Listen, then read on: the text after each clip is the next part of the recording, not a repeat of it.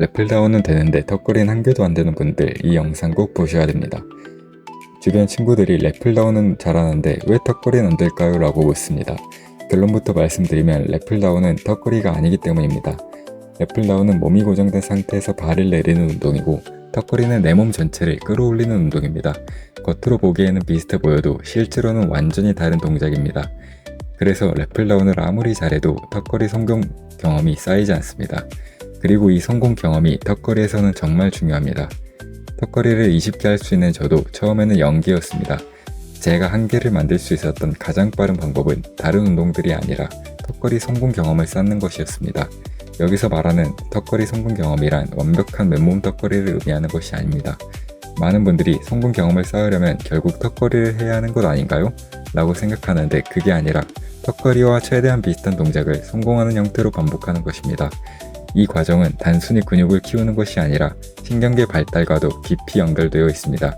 몸이 이렇게 당기면 올라가는구나 라는 패턴을 학습해야 실제 턱걸이가 가능해집니다.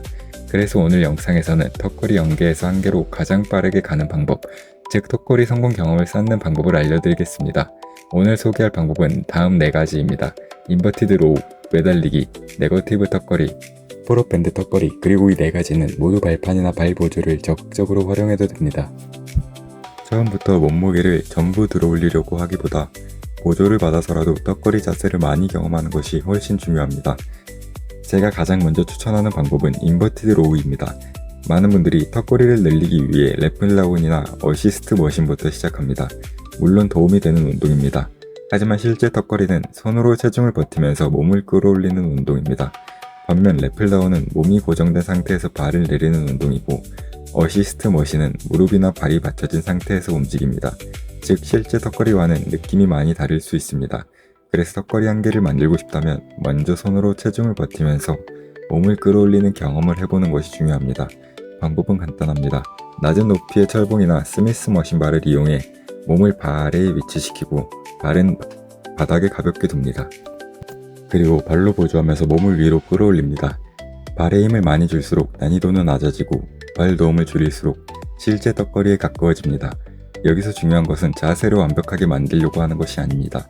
어깨가 어떻게 움직이는지, 몸이 매달린 상태에서 어떻게 올라가는지, 손으로 체중을 버티는 느낌이 어떤지를 경험하는 것이 중요합니다.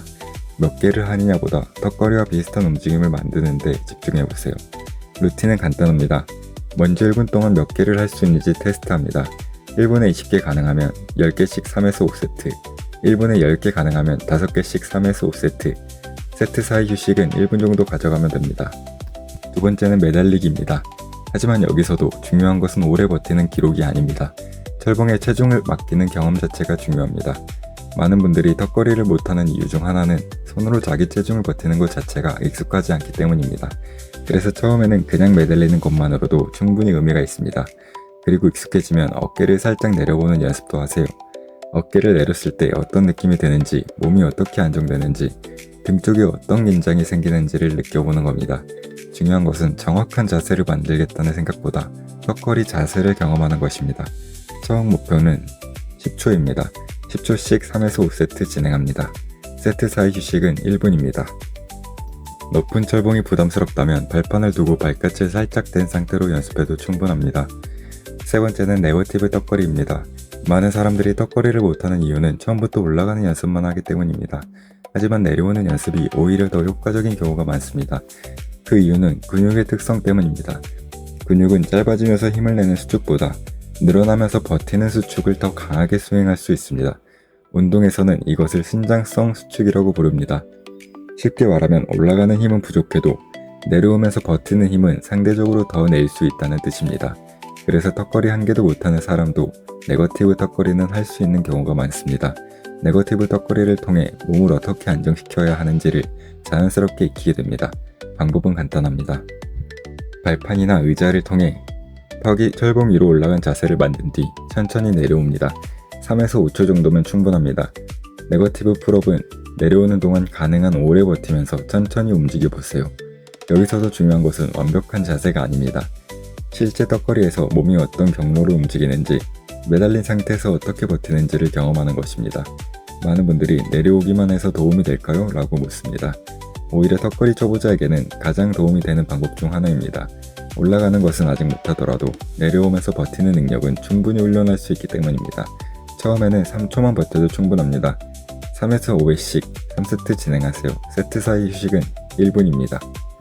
만약 바로 떨어진다면 매달리기와 인버티드 로우 연습을 조금 더 해주면 됩니다. 이제 프로밴드 턱걸이입니다. 제가 프로밴드를 추천하는 이유는 턱걸이를 대신해주기 때문이 아닙니다. 실제 턱걸이를 경험할 수 있게 해주기 때문입니다. 처음부터 맨몸 턱걸이를 하면 몸무게 전체를 들어야 합니다. 하지만 밴드를 사용하면 일부 체중을 보조받을 수 있기 때문에 실제 턱걸이 동작을 반복할 수 있습니다. 여기서 중요한 것은 정확한 자세를 만들겠다고 지나치게 신경 쓰는 것이 아닙니다. 강한 밴드를 써도 괜찮고 발판을 사용해도 괜찮고 발로 살짝 밀어도 괜찮습니다. 중요한 것은 턱걸이 자세를 반복해서 경험하는 것입니다. 저 역시 처음에는 가장 강한 밴드부터 시작했습니다. 중요한 것은 자존심이 아니라 경험 횟수입니다. 밴드를 철봉에 걸고 발이나 무릎에 밴드를 걸어줍니다. 그리고 몸을 끌어올립니다. 만약 밴드가 없다면 발판을 두고 발을 살짝 밀어주는 것도 충분합니다. 루틴은 3에서 5개씩 3에서 5세트, 세트 사이 휴식은 1분입니다. 많은 분들이 밴드로 5개가 가능해지면 바로 더 약한 밴드로 넘어가려고 합니다. 하지만 저는 반복 횟수를 늘려보는 것을 추천합니다. 왜냐하면 반복이 많아질수록 턱걸이 자세가 몸에 있기 때문입니다. 결국 턱걸이는 힘도 중요하지만 몸이 그 움직임을 얼마나 익숙하게 느끼느냐도 중요합니다. 지금까지의 내용을 정리해 보겠습니다. 인버티드 로우 3에서 5세트, 매달리기 10초씩 3에서 5세트, 네거티브 풀업 3에서 5회씩 3세트, 밴드 풀업 3에서 5회씩 3에서 5세트. 모든 세트 사이 휴식은 1분입니다. 밴드 풀업이나 네거티브 풀업 같은 경우에는 15개까지 늘리는 걸 목표로 하시고, 매달리기의 경우에는 60초씩 1세트를 목표로 계속 숫자를 늘려가시는 게 중요합니다. 이때 기록을 통해 매일 1초씩 늘리는 걸 추천드립니다. 이때 기록을 통해 매주 5초 이상은 늘리는 걸 추천드립니다. 운동 빈도는 주 4회 정도만 해도 충분히 효과를 볼 수 있습니다. 하지만 턱걸이 초보자라면 오히려 매일 가볍게 연습하는 것도 좋은 방법입니다. 왜냐하면 지금 필요한 것은 극한의 근력 운동이 아니라 턱걸이라는 동작에 익숙해지는 과정이기 때문입니다. 예를 들어 하루는 인버티드 로우를 하고 다음 날은 매달리기와 네거티브만 하고 또 다른 날은 밴드 턱걸이를 하는 식으로 부담 없이 자주 경험해도 됩니다. 다만 손바닥이나 팔꿈치, 어깨에 통증이 생긴다면 반드시 쉬어야 합니다. 그리고 꼭 기록을 남겨보세요. 매달리기를 몇 초 했는지, 네거티브를 몇 초 동안 버텼는지, 밴드 턱걸이를 몇 개 했는지, 인버티드 로우를 몇 개 했는지를 적어두는 겁니다. 턱걸이는 기록이 쌓일수록 성장하는 운동입니다. 지난주보다 1초 더 버티고 1개 더 하고 조금 더 천천히 내려오는 것만으로도 분명히 발전하고 있는 것입니다. 그렇다면 언제 맨몸 턱걸이에 도전해야 할까요? 사실 정답은 없습니다. 매달리기가 조금 편해졌고 밴드 풀업이나 인버티드 로우가 익숙해졌다면 그때부터는 가끔 맨몸 풀업을 시도해보면 됩니다. 처음에는 끝까지 못 올라가도 괜찮습니다. 반 정도 올라가고 그 다음에는 조금 더 올라가고 어느 순간 첫 단계가 완성됩니다. 턱걸이는 0개에서 1개까지가 가장 어렵습니다. 하지만 첫 단계가 만들어지고 나면 그 다음부터는 훨씬 빠르게 늘어나는 경우가 많습니다. 왜냐하면 그때부터는 몸이 턱걸이라는 동작을 이해하기 시작하기 때문입니다. 오늘 내용을 한 문장으로 정리하면 이렇습니다. 턱걸이 연계라면 실제 턱걸이를 많이 경험하세요. 인버티드 로우, 매달리기, 네거티브 풀업, 밴드 풀업 이 4가지는 모두 턱걸이 자세를 경험하기 위한 방법들입니다. 중요한 것은 순서가 아닙니다. 중요한 것은 완벽한 자세도 아닙니다.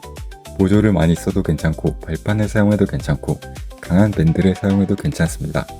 중요한 것은 턱걸이와 비슷한 움직임을 반복하는 것입니다. 그리고 그 과정을 기록해보세요. 오늘보다 내일, 이번 주보다 다음 주에 조금씩 나아지는 것을 확인하면 훨씬 꾸준히 할 수 있습니다. 여러분이 턱걸이를 못하는 것은 아직 턱걸이라는 동작에 익숙해지지 않았던 것 뿐입니다.